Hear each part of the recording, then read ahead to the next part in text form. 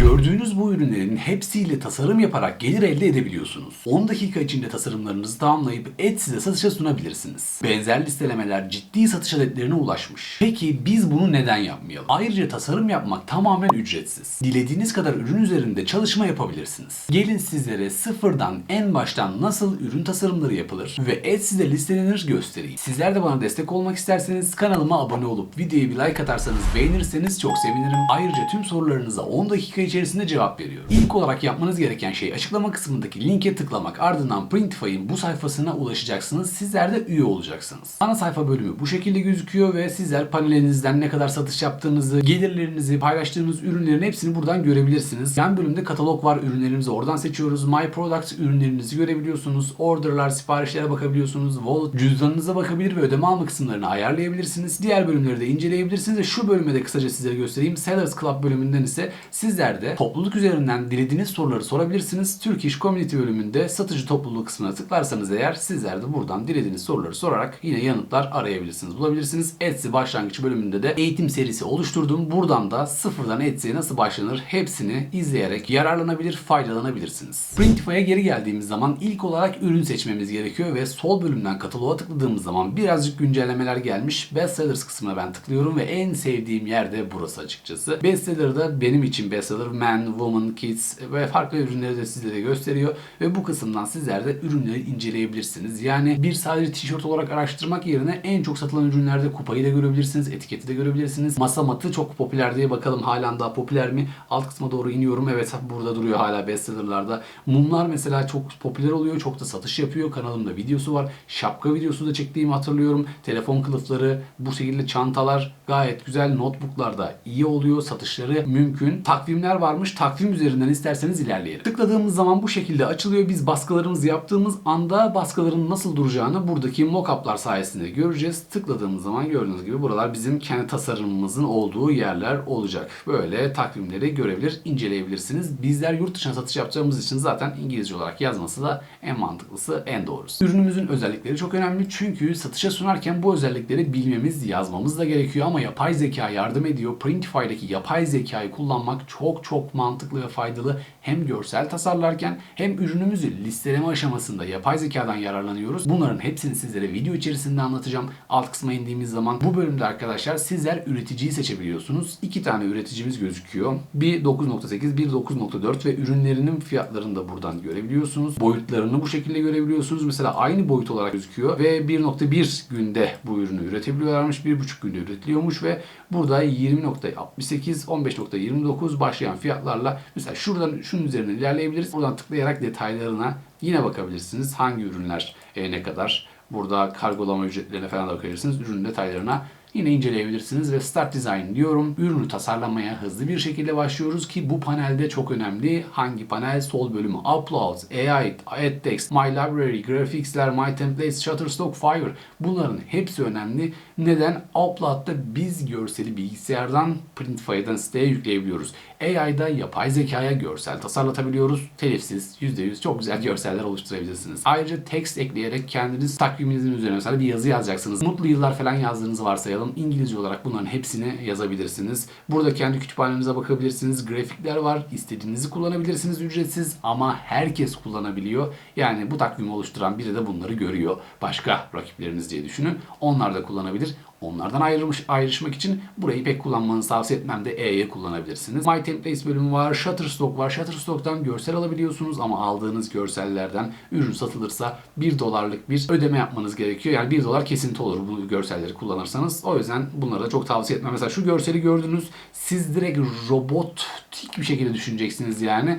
Ne olacak? Bu mavi arka plan. Beyaz puntolar. Mesela diyorsunuz beyaz puntolar ve kedi yüzü yazdınız. Bu yapay zeka buna benzer. Aynısı olmasa da benzer şeyler tasarlayacaktır. AI bölümüne geldim. Hemen şuraya tıklıyorsunuz. Günlük 15 tasarım hakkınız var. Turkuaz arka plan, beyaz bulutlar ve tatlı kedi kafaları yazdım. Bu benim yorumum. Siz o görsele bakınca daha farklı bir şey görebilirsiniz. Daha çok detay verebilirsiniz. Sizin için de ayrı görsel tasarlar zaten. Görselinizin stilini de buradan belirleyebilirsiniz. Nasıl olsun diye. Herhangi bir stil belirlemeden ben atayım ama belirlenebilir. Burada gördüğünüz gibi geçmiş tasarımlarıma bakabilirsiniz. bakabiliyorsunuz. Mavi balinalar. Burada Türkçe yazmış. Bunu Türkçe'ye yazı yazdırmamaya çalışın. Kurt mesela, şu çok asil olmuştu. Çok güzel olmuştu. Şunlar çok iyi mesela. Sticker olarak bunlar müthiş olurdu. Yine aile yazmasa daha iyi olur. Çünkü Amerika'ya, yurt dışına satacağız arkadaşlar.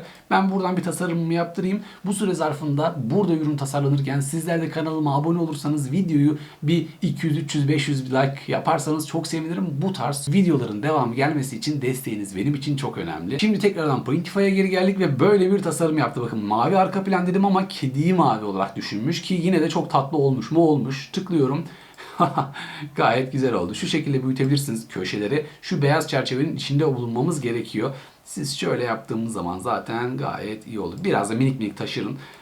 Şey olsun, tam böyle sığdığı gibi olsun. Bu şekilde yaptığınız görüntüle kısmına sağ üst bölümden tıkladığınız zaman da sizin takviminizin nasıl görüneceğini bakabilirsiniz. Dış bölümü şu an tıkladığım zaman bu şekilde gözükecek mesela. Bunun arka kısmına da yine baskı yapabilirsiniz. Edit dediğiniz zaman. Burada gördüğünüz gibi ay ayda baskı yapabiliyorsunuz zaten. Ocak ayı için baskı, Ocak ayının arkası için baskı. İşte burada Şubat ayı var, Mart ayı var, Nisan ayı var. Bunların hepsi için baskı yapabilirsiniz. Ayrıca sizler de takvimin arka planı içinde ek baskılar yapabilirsiniz. Bak çok güzelmiş. Takvim için her aya özel yapabilmeniz mümkün. Ben bir YouTuber'da görmüştüm, öyle söyleyeyim, direkt tam detayla vermeyeyim sizlere. YouTuber kendi takvimini oluşturmuş ve ayda o ayda hangi önemli gün varsa o önemli günlerle alakalı takvimine görseller eklemişti. Çok da güzel, çok da mantıklı duruyor açıkçası. Böyle takvimler yaparsanız, siz sallıyorum doğayla ilgileniyorsanız doğada neler oluyor, o ay ne oluyor, onunla ilgili bir görsel koyabilirsiniz. Dini konularla ilgileniyorsanız yine takviminizi ona göre görsellerle ayarlayabilirsiniz.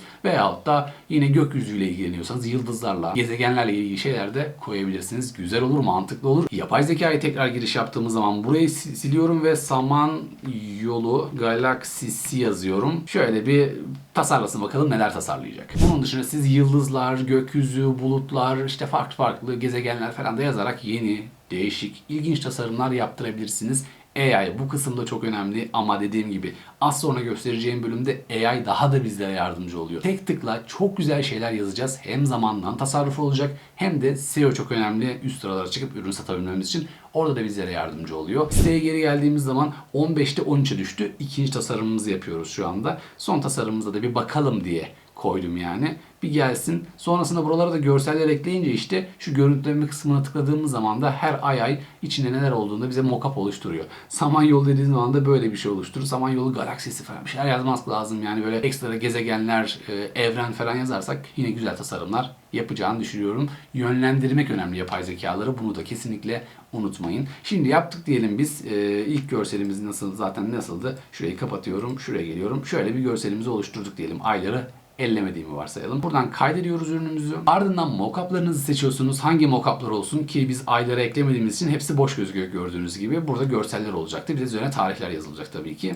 Biz fark etmez diyelim şimdilik. Save Select'e tıklıyorum sağ alt bölümden. Açılan bölümde ise yine ilk olarak hangi ürünümüz gözüksün olarak mockup görsel bu gözüksün dedik. Bunu koyduk. Alta indik. Burada gördüğünüz gibi kendi ürününüzün başlığı olması lazım. Kesinlikle anahtar kelimelerinizi kullanın. Takvimse takvim veyahut da uzay takvimi ise uzay takvimi, doğa takvimi ise doğa takvimi. Bu ayda şu ekilir, bu ekilir mesela şu havucu bu ayda ekersiniz, buğdayı şu ayda ekersiniz, patatesi ektiniz şu ayda da hasat edersiniz. Hangi ayda hasat edilecekse patates toplama falan.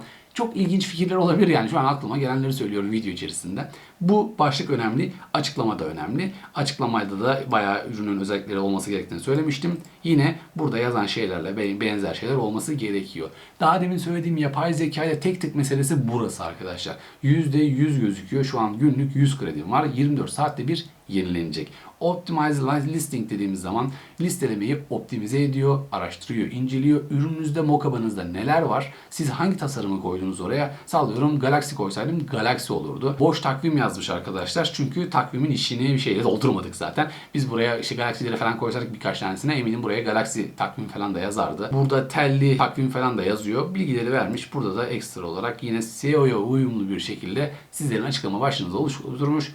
Tamam diyorum, onaylıyorum. Hemen buraya yazdı. Burası 99'a düştü. Burayı da güncelledi. Süper oldu. Alt kısma indiğimiz zaman burada fiyatınızı belirlemeniz gerekiyor. Gördüğünüz gibi sizin işte marjınız kaç olacak? Burada ürününüzün üretim fiyatı ne kadar? Kargo ücretiniz ne kadar? Bunlara bakabilirsiniz. Yani 10 dolara şuradakilere bakalım. 10.47 dolara ürününüz mal ediliyor. Üzerine siz karınızı koyuyorsunuz. 10 9 daha kar, 19 dolara ürünü satabilirsiniz arkadaşlar. 7.49 doları da yine alıcı ödeyecek şekilde ayarlayabilirsiniz. Dilerseniz siz 19.99'a değil de işte sallıyorum 27'ye satarsınız. Kargo ücretsiz dersiniz. Kargo ücretini de fiyata dahil etmiş olursunuz. Bu tarz ufak tefek böyle püf noktalar, taktikler deneyebilirsiniz. Diyelim fiyatı ayarlamak da önemli. Burada mesela 20 dolar değil de ya benim kar marjım biraz daha yüksek olması lazım. 60 yersiniz. Tak diye 60'a ayarlarsanız 26 dolara satmanız gerekebilir. Yok 60 da fazla bana 55 yeter derseniz tıklarsanız bunu ona göre ayarlarsınız. Veyahut da bunun fiyatını farklı, bunun fiyatını farklı yapabilirsiniz. Kağıdın farklarına göre sizler de fiyat farkını ayarlayabilirsiniz. Alt kısma indik. Ürünümüzü listelemek için her şeyimiz hazır. Bir mağazamız eksik. Mağaza ekleme bölümünden tıkladığımız zaman burasına bizim mağazamızı bağlamamızı istiyorlar. Etsy, Shopify, TikTok farklı bölümler var. Bizler Etsy veya Shopify'ı kullanabiliriz ama Etsy üzerinden ilerliyoruz. Çünkü Etsy'nin kendi müşteri kitlesi var. Shopify'da öyle bir şey yok. Kendi markanızı kurarsınız, oluşturursunuz ama müşteri yok. Sosyal medyada paylaşmanız lazım. YouTube, Instagram, Twitter, X'te, TikTok'ta paylaşmanız lazım ki müşteriler gelsin. Etsy'de öyle bir şey yok. Yine paylaşın, yine insanlarla ulaşmaya çalışın ama bir yandan da SEO'nuzu uygun yaparsanız, düzgün yaparsanız birkaç reklam verirsiniz veyahut da güzel bir SEO ile dediğim gibi üst sıralarda, aramalarda çıktıkça satın alma da gerçekleşebilir. Yani burada öyle bir satın alma ihtimali var. Burada hiç yok. Öyle düşünün. Sonrasında tıklayarak sizler de mağazanızı bağlayabiliyorsunuz. İşlem bu kadar basit. Printify'da tasarlayın, Etsy'de satışa sunun. Müşteriler gelip ürününüzü eğer alırsa Printify'daki üreticiler üretip kargoluyor ve Etsy'deki o satın alan müşteriye gönderiyor. Bizler sadece tasarım yapmış oluyoruz. Yine sorularınız varsa yorumlardan belirtin. Dediğim gibi 10 dakika içerisinde hepinize teker teker cevap vereceğim. Sorularınızı yanıtlayacağım. Hatta sesli yanıt özelliği gelmiş arkadaşlar. Sizler sorularınızı sorun. Sesli bir şekilde yanıtlamaya çalışayım. Şimdilik video bu kadar. Bir dahaki videolarda görüşmek dileğiyle. İyi günler. Hoşçakalın.